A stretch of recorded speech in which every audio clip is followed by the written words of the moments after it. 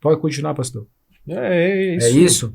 E aí eu vou trazer aqui, aí ok, beleza, então vamos lá, né, para poder resumir aqui os entendimentos até aqui. Arbítrio existe, todos nós tomamos decisões. Livre, que é ser senhor de si mesmo e de suas ações. Vimos que isso, dentro do contexto da humanidade, não existe.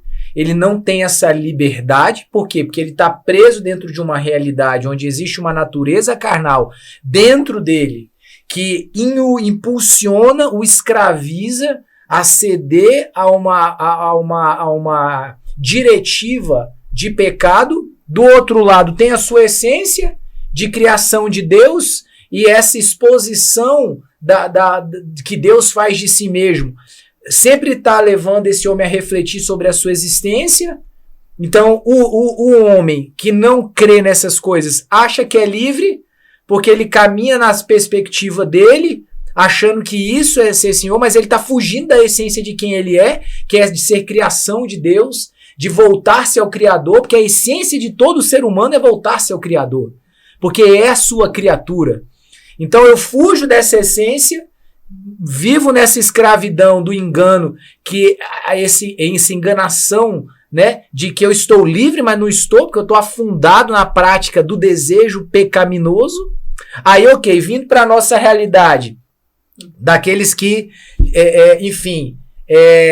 responderam à fé, né? Então, ok, e agora? O que eu faço? Agora eu estou frente a uma realidade como a Paula apontou. O que eu quero eu não faço, o meu homem interior que já entendeu, descobriu, ele tem prazer na lei de Deus, mas eu não consigo fazer isso acontecer. Estou nessa batalha, carne e espírito, lutando para ver quem vai dominar, quem vai controlar. Eu erro aqui, acerto ali. E agora? Quem me livra do corpo dessa morte? Porque o que eu quero ser eu não dou conta, o que eu quero fazer eu não consigo, eu quero orar e a carne me puxa para outro lado, eu estou nessa batalha o tempo inteiro. Faço o quê? Vou voltar à pergunta do Paulo, né, para nós.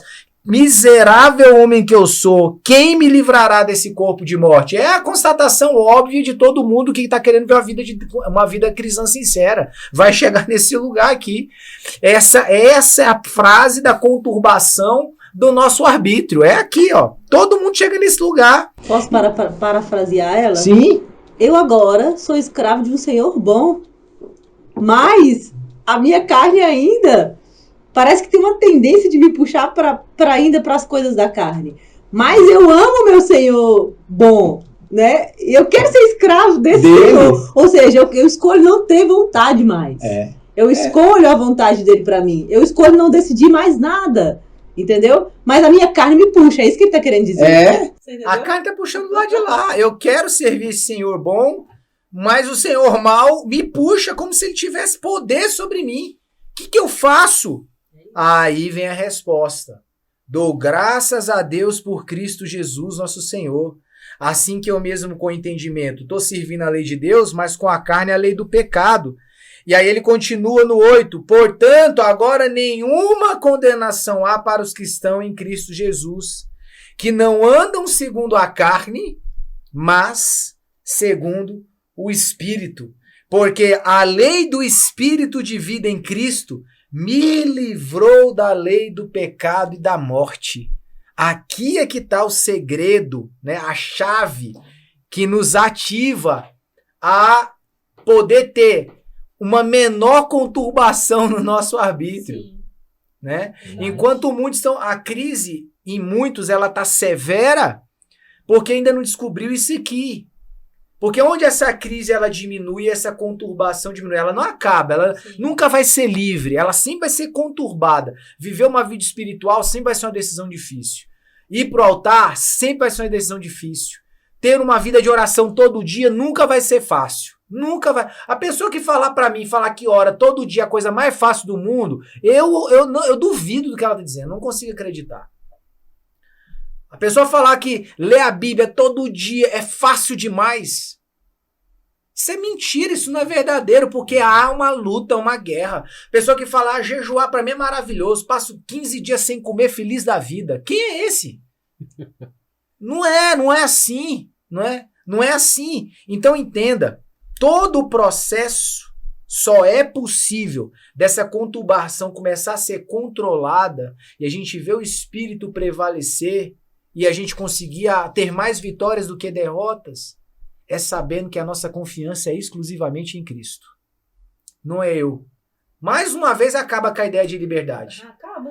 Eu não confio em mim mesmo para poder colocar ordem no meu caos. Eu não me salvo. Eu não me salvo. Eu não posso confiar em mim mesmo para colocar paz no meu caos. Só existe uma pessoa capaz de trazer paz para o meu caos interior. Guerra, espírito e carne. Essa pessoa é Jesus. É com ele. É trazendo ele para a cena. É trazendo ele para a condição de rei. É entregando para ele a diretiva da nossa alma. Senhor, tu é o rei aqui. Tu é o Senhor e Salvador. Governa sobre mim. Porque dentro de mim está um caos. É conflito, é guerra. Eu quero e não dou conta. Eu desejo, mas não vou. Põe ordem no meu caos. E aí é onde ele entra. Aí é onde ele entra. Sim. Então, essa perspectiva do Espírito, essa inclinação do Espírito, é isso. É fazer de Jesus o Rei, Salvador e Senhor da nossa vida. Por isso que a palavra é essa. Senhor e Salvador. Senhor e Salvador. Não é só Salvador não resolve. Se ele não for Senhor, ele não põe ordem no caos. Então, ele tem que mandar. Ou seja, depois que você conhece Jesus, entende ele como seu Senhor, como seu Salvador, então não tem livre-arbítrio mais. Aí é que não tem mesmo. Quer dizer, aí que não tem mesmo. Aí esse livre, eu já entreguei para ele. Não existe. Eu não sou senhor de mim mesmo nem das minhas ações. O Senhor vai ser. O Senhor será senhor de mim e das minhas ações. Eu vou ser só o escravo que vai obedecer ao meu Senhor. E por que isso? Porque ele venceu. O lance tá aí. Eu não confio por exemplo, eu dei um exemplo de uma situação há um tempo atrás falando sobre a questão da medicina. Eu não confio a minha vida a um médico que não fez a residência dele. Vou fazer a cirurgia do coração. Beleza. O cara acabou de formar, fez os 4 anos, estudou, tirou nota 10, viu o slide, entendeu? Eu vou confiar minha vida na mão dele? Lógico que não. Esse cara tem que ter feito a residência. Quantas operações esse cara fez? Participando ali do lado. Uhum. Ele tem que ter sido aprovado na residência. Beleza, agora ele é um médico, um cirurgião de coração. Ele está apto a operar. Jesus venceu o pecado. Jesus foi tentado, em absolutamente nada ele falhou. Ou seja, esse caos que eu vivo, ele venceu. Eu não venci, você não venceu, a Ju não venceu, Abraão não venceu, Davi não venceu, né? Moisés não venceu, Paulo não venceu, Jesus venceu. Então, eu vou me assegurar em quem? Em quem venceu. Quem triunfou sobre a morte? Quem triunfou sobre o pecado? Quem pode livrar do corpo da morte? Quem pode livrar? O único que venceu ela. Só quem venceu a morte pode livrar a si e a outros a morte. Por isso que tornar Jesus nosso Senhor é essencial para esse processo de luta para vencermos a natureza carnal. Eu não vou vencer ela sozinho. Então nunca vou poder ser senhor de mim mesmo, das minhas ações. Eu tenho que fazer ele o senhor das minhas ações. Então eu pego a minha liberdade e entrego nas mãos dele. Eu vou me tornar escravo de Cristo. Por que eu vou me tornar escravo de Cristo? Porque, como o texto diz, a lei do Espírito me livra da lei do pecado. Então, para que eu seja livre da lei do pecado que Paulo estava falando lá, que eu não consigo, eu vou me abraçar à lei do Espírito. Porque essa lei do Espírito, ela vem de alguém que venceu todas essas coisas. E por isso que a Bíblia diz que em Cristo somos mais, porque ele venceu por nós. E nós tomamos posse da vitória por meio dele. Olha como é que isso é poderoso, né? Como isso é poderoso. Então, essa realidade aí, se a gente não abraçá-la, se a gente não entendê-la, a gente vai continuar confiando nessa ideia de uma decisão livre que a gente pode tomar. Por meio da obediência dele, a gente obedece. Também. E aí? E quando eu errar? E quando mesmo entregando a ele o meu senhorio, ele é meu senhor, ele agora, o tal do livre eu entreguei na mão dele. Falei, não, sou escravo, não sou livre. O meu arbítrio agora, você quer saber o que eu decido? Então bate lá na porta de Jesus e pergunta pra ele, que é ele que vai decidir, é ele que vai falar. Agora, e quando eu falhar mesmo assim? O que a Bíblia me traz de garantia? Mesmo assim eu falhar, mesmo assim eu pecar, mesmo assim eu ceder à carne. E aí? O que a Bíblia vai falar é pra gente sempre perseverar, né? Insistir, né? Ter constância. Eu vejo que, diante disso, o que Jesus nos ofereceu é que ele vai falar lá na carta de João, né? Filhinhos, não pequeis, mas se vocês pecarem, vocês têm um advogado junto ao Pai, Jesus Cristo. É isso aí. Né? Se confessarmos os nossos pecados, ele é fiel e justo para nos perdoar. Assim, o sacrifício dele já está feito. Ele vale por todo o nosso tempo aqui na Terra. E sempre que a gente precisar ser limpo, o sangue vai nos limpar diante de Deus, vai nos justificar e nos tornar limpos diante de Deus. E a gente tem que continuar buscando perseverar na nossa fé. Né? Caiu, se levanta, pede perdão, se arrepende do pecado, pede perdão e bola para frente. Né? Tem muita gente que está num caminho de derrota porque simplesmente pequei. Pronto, parou minha vida espiritual, minha caminhada. Sim. Né? Jesus nos salvou para nos trazer nova vida. A gente nasce de novo. Né? Sim. Nós somos... Cristo faz a gente nascer de novo. O velho homem com o livre-arbítrio conturbado, sim, né, que está contaminado, ele tem que morrer, ele não tem como ser reaproveitado. E aí tem que fazer de novo, um novo homem.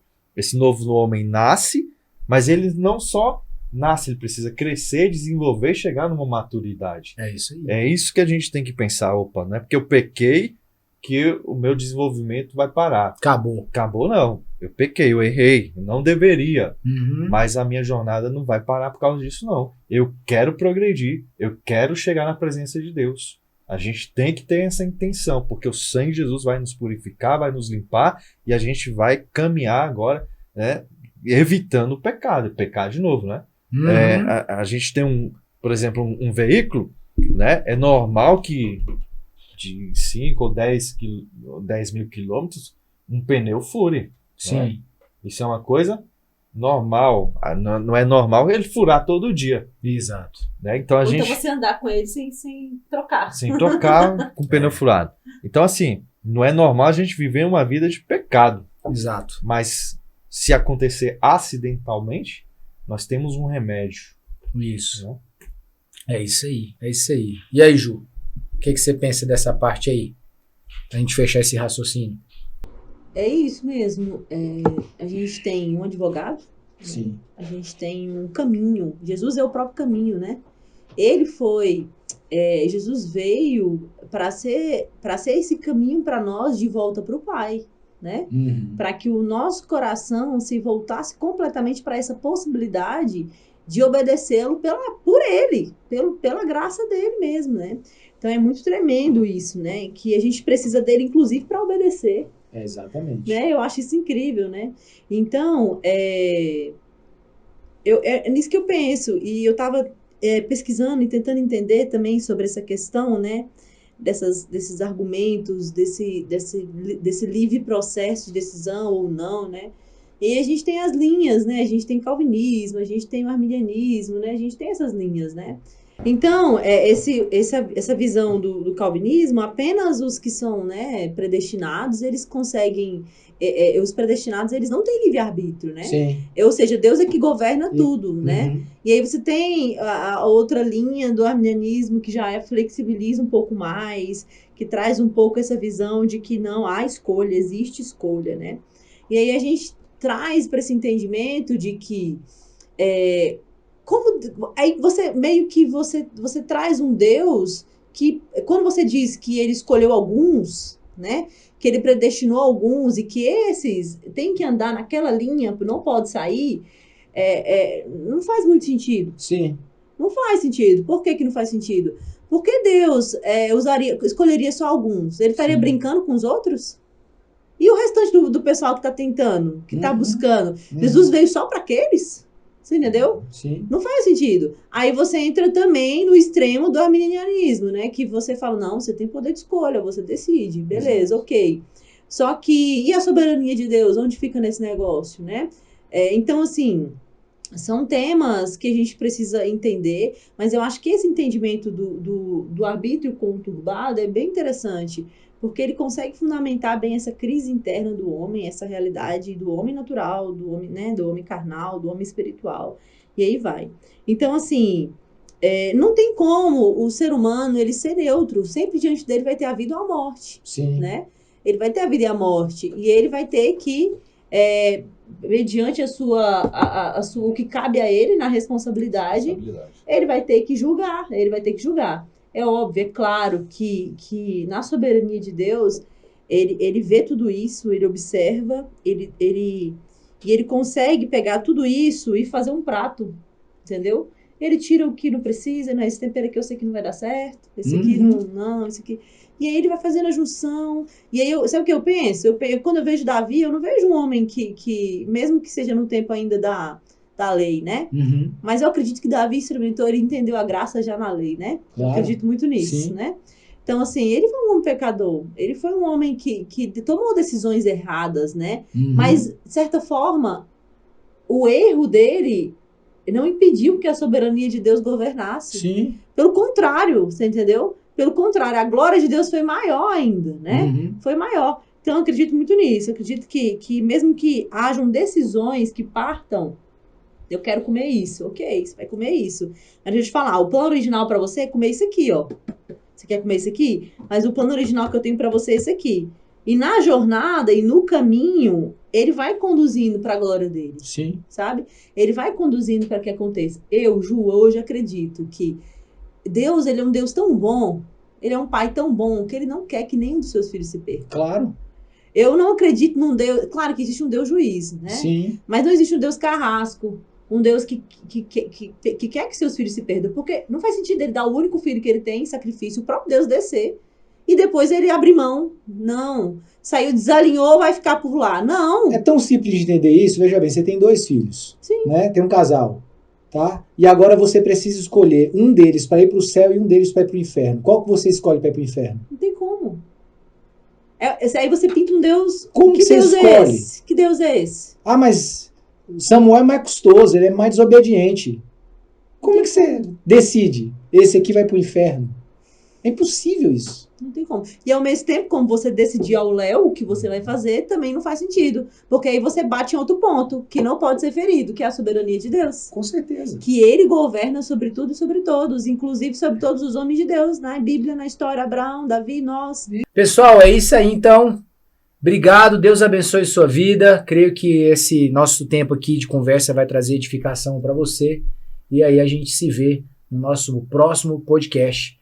Em nome de Jesus. Fique na paz. Deus abençoe. Tchau, tchau.